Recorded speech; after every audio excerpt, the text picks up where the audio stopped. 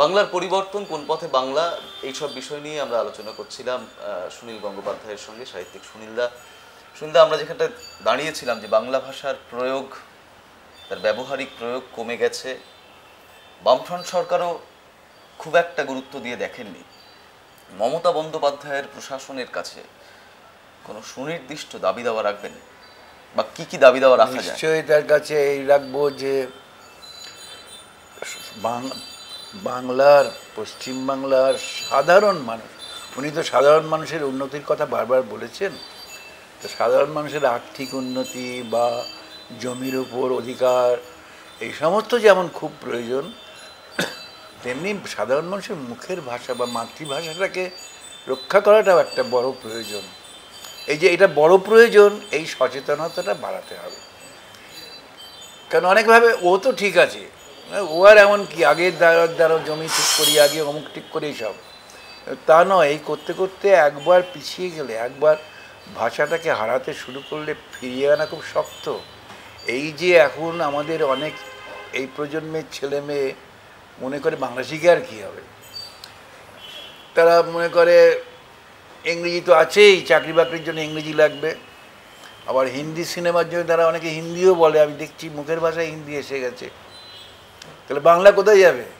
কিন্তু পৃথিবীর সমস্ত বিশেষজ্ঞদের মতে বাংলা ভাষা, মাতৃভাষা, বাংলা শুধু না, মাতৃভাষা থেকে যারা বিচ্যুত হয় তাদের মেধা কমে যায়। আমি একটা উদাহরণ দিচ্ছি।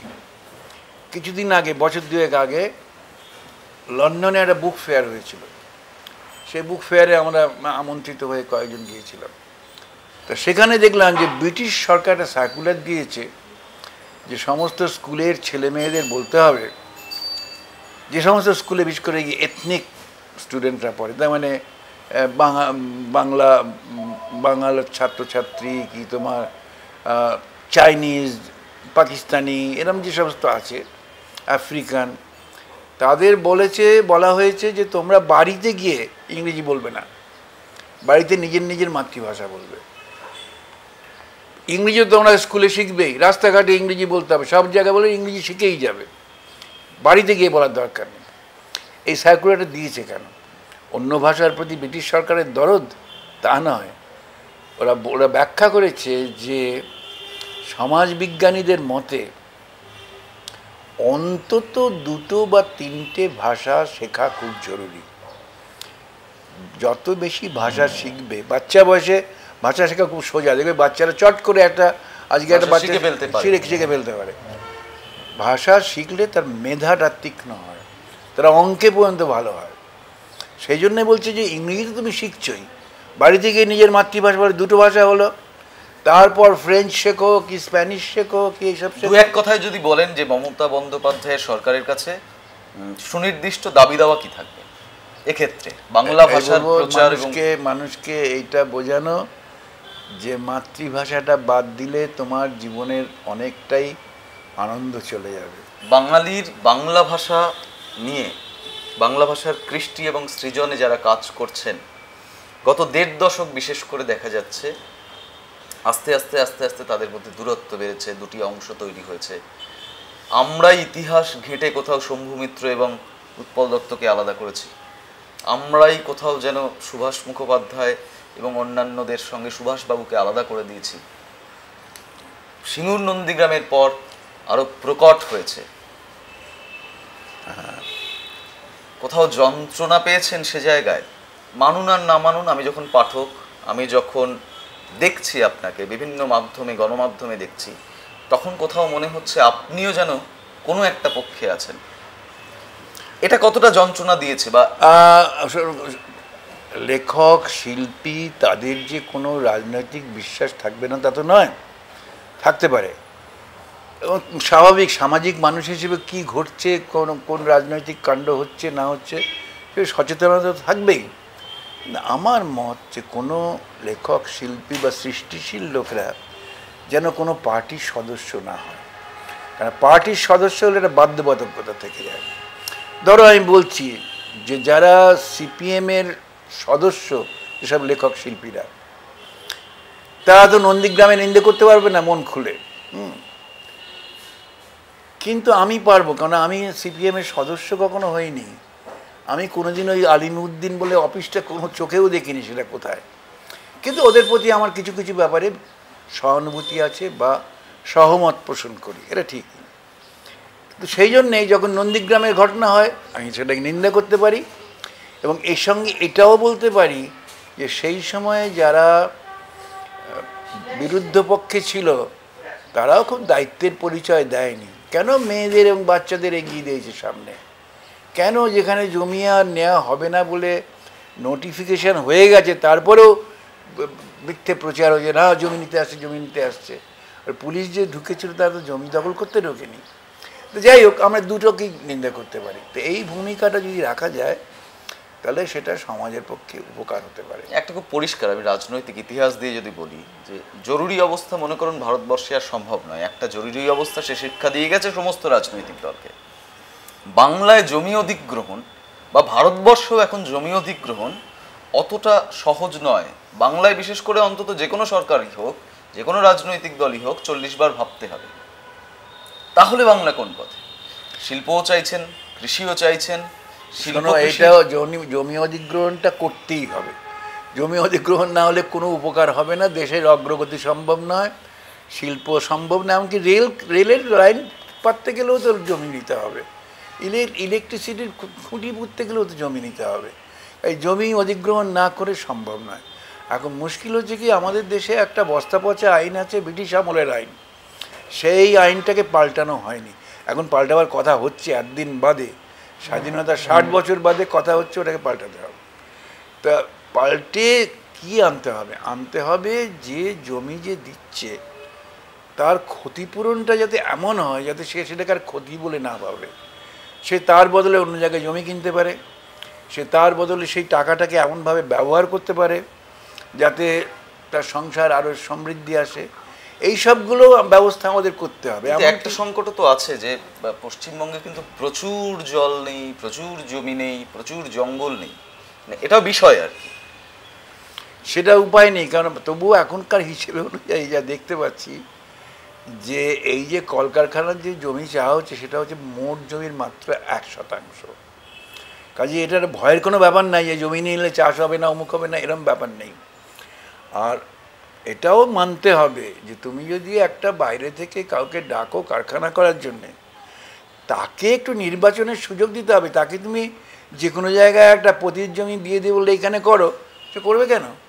তাকে তো দিতে হবে সুযোগ, তাকে দিতে হবে যেখানে জল আছে, যেখানে রাস্তা তৈরি করার সুযোগ আছে, যেখানে শহরের সঙ্গে যোগাযোগ ব্যবস্থা সহজ, সেরকমগুলো তাকে দিতে হবে, নাহলে তো হবে না কিছু। কাজে এই দুটোর সমন্বয় করা খুব শক্ত কাজ, সোজা কাজ নয়।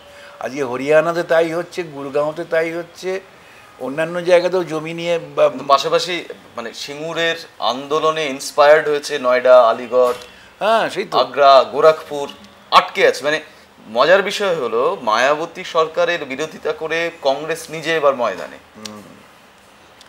বললাম তো, এই জমি নিয়ে যে বিরাট প্রশ্নটি শুধু পশ্চিমবঙ্গে আটকে নেই, সারা ভারতেই এসছে।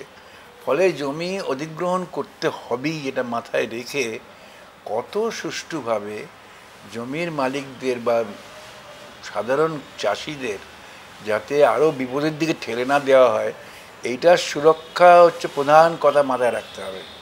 কেন গরিব লোকদের ঠেলে দিয়ে উন্নতি করা এটা সম্ভব নয়। শুধু তাপসী মালিক এই নামটাকে আজ এখানে দাঁড়িয়ে 3-4 বছর পরে এখানে দাঁড়িয়ে তাপসী মালিক এই নামটাকে আপনি কিভাবে ব্যাখ্যা করেন? শুনলেই ভয় করে, শুনলেই একটা মনটা কি বলবো বিবশ হয়ে যায়। অত্যন্ত জঘন্য ঘটনা, একটা নিরীহ মেয়ে, তাকে ওরকমভাবে খুন করে পুড়িয়ে, উফ, ভাবা যায় না। যে করেছে তাকে আমি বলবো সে মানুষ না, নররাক্ষস। তাদের উপযুক্ত শাস্তি দেওয়া উচিত। কারণ শাস্তি কেন দিতে পারে না তাও জানি না। 13ই মের পরে পশ্চিমবঙ্গের রাস্তাঘাটে, নগর জীবনে মানুষ কিন্তু একটু অন্যরকম। আপনার চোখে কি পড়েছে আমি জানি না, সেটা জানতে চাইছি। মানুষ কিন্তু একটু অন্যরকম, মানুষ একটা বৃহত্তর অংশের মানুষ কিন্তু খুব আনন্দে আছে। কোথাও যেন আমার যে পাঁচিলটা ছিল সে পাঁচিলটা আর নেই। আপনি কি দেখেছেন? এটা আমি নিশ্চয়ই দেখেছি। আমি দেখেছি রাজভবনে শপথ গ্রহণ অনুষ্ঠানে আর কত লোক গেছে, 3-4 হাজার। বাইরে লক্ষ লক্ষ লোক ছিল, সেই লক্ষ লক্ষ লোকগুলোকে দেখেই আমি মুগ্ধ হয়ে গেছি, কারণ তাদের মধ্যে সত্যিকারের একটা মুক্তির উল্লাস দেখেছি। এই জিনিসটা নিশ্চয়ই আগের বামফ্রন্ট সরকার বুঝতে পারেনি যে মানুষের মধ্যে এতটা ক্ষোভ জমেছিল, এবং তাদের এই মুক্তির উল্লাসটা দেখবার মতন জিনিস নিশ্চয়ই। এক মঞ্চে জয় গোস্বামী, সুনীল দা, কবির সুমন, কৌশিক সেন, বাংলার এই যে বৈচিত্র্য, এই বৈচিত্র্যকে কি আমরা আবার দেখতে পারি না? আমি তোমায় বলে রাখছি, আমাকে ডাকলেই যাব।